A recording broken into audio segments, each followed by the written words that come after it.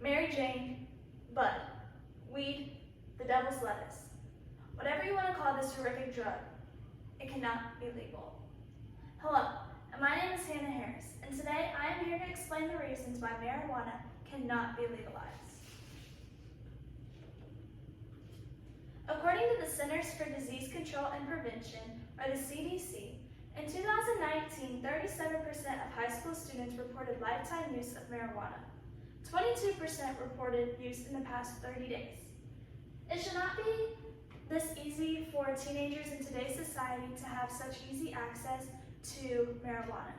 The brain isn't even fully developed until the age of 25.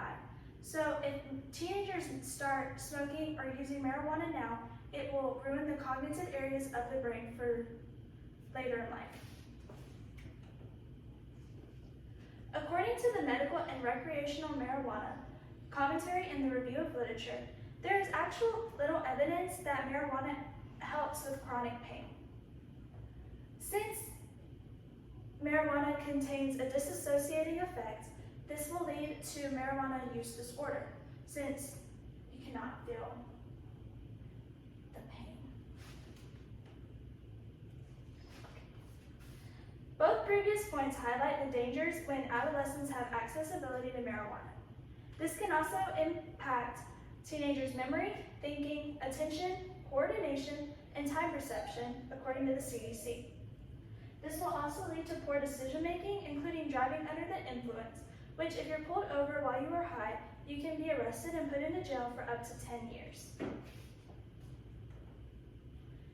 In addition, the CDC came out and made a statement that both tetrahydrocannabinol, THC, and cannabidiol, CBD, can help manage the side effects of cancer, but cannot actually cure cancer. In addition, smoked marijuana delivers the THC to the body, but it also delivers harsh chemicals that can cause cancer, affecting both the lungs and the cardiovascular system. It affects the cardiovascular system because your heart will beat faster. This can cause strokes, high blood pressure, and heart disease. It also affects the lungs because when you are anything you can smoke will cause scar tissue, and it will damage the small blood vessels and can lead to lung cancer.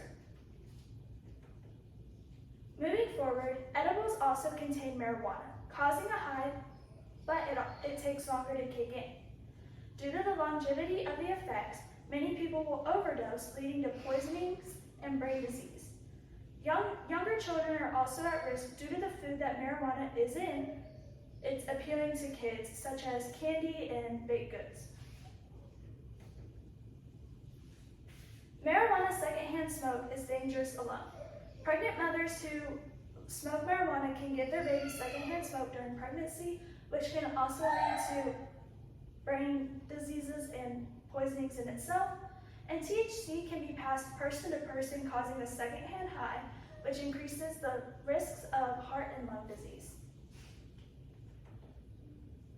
Further, marijuana can cause psychological disorders. The use of marijuana at a young age can lead to outbreaks, and it also depends on the genetics and family history.